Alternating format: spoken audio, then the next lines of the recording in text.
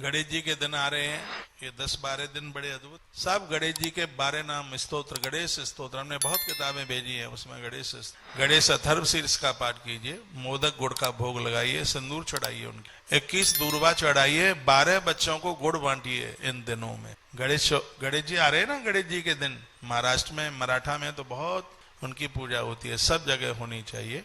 तो ऐसे भगवान गणेश जो हमारे मुकद्दमों से हमें मुक्त कर देते हैं, हमारी संपत्ति को किसी ने अपने कब्जे में ले लिया उसको वो मुक्त कर दे, पैसा बाजार में फंसा हुआ है उसको वो मुक्त कर देंगे। तो अपने घर में गणेश जी नहीं है, किसी सेवा में आप आश्रम से ले जाइए, बड़े अद्भुत गणेश जी, यहाँ कई धातुओं के गणेश जी हैं और पूजे हुए। हर साल हम नए वर्ष में गणेश जी को सिद्ध करते हैं पूजा पाठ के द्वारा।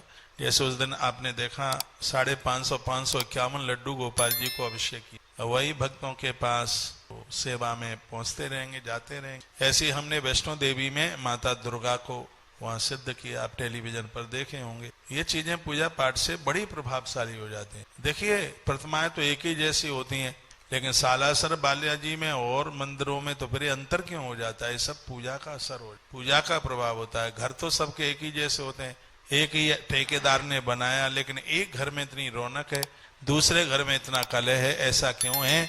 इसलिए जिस घर में कलह है उस घर में स्त्रियां लड़ने को तैयार हैं, और एक घर में इतना आनंद आ रहा है उस घर की स्त्रियां किसी को भूखा नहीं जाने देती। तो ये जो अपने आप ये अंतर सा तो बिल्कुल दिखाई देता ही है।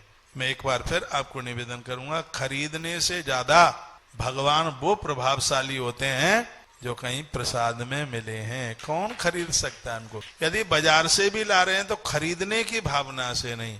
ये कहिए आज भगवान ने बड़ी कृपा करी है, वृंदावन से गोपाल जी हमारे घर आ गए, वैष्णो देवी से माँ दुर्गा हमारे घर आ गई है, रणथंबोर वाले गजानंद हमारे घर चल के आ गए, उज्जैन वाले चिंतामणि गणेश हमारे घर आ गए। ऐसी भावना होनी तो अब ध्यान में रहेगा। सीधे दुकानदार को पैसा देना नहीं है, तो भगवान के ऊपर दाहिने हाथ से ऐसे घुमा के उनके चरणों में लगाकर को दे दी। तो माता मनसा देवी की जो बातें बड़ी अद्भुत हैं। तो कौन सा मंत्र था? ओम श्रीम ह्रीम क्लीम कृष्णाय नमः। त्रिलोक के मंगल नामक कवच पूजन क्रम सर्व पूज्य स्तुति, लोक को पवित्र करने वाला ध्यान और वेद के अनुसार सर्व समेत पुरुषन। देखो मंत्र में जितने अक्षर हों उतना लाख जप लिया जाए तो पुरुषन एक पूरा हो जाता है, और फिर उसमें जितने अक्षर हैं उतने पुरुषन कर लिया जाए तो देवता सामने आके, जैसे ओम नमो भगवते वासुदेवाय, इसको द्वादशाक्षरी मंत्र, इसका एक पुरुषन कब होगा पूरा? इसमें 12 अक्षर है, इसलिए इसका नाम है द्वादशाक्षर।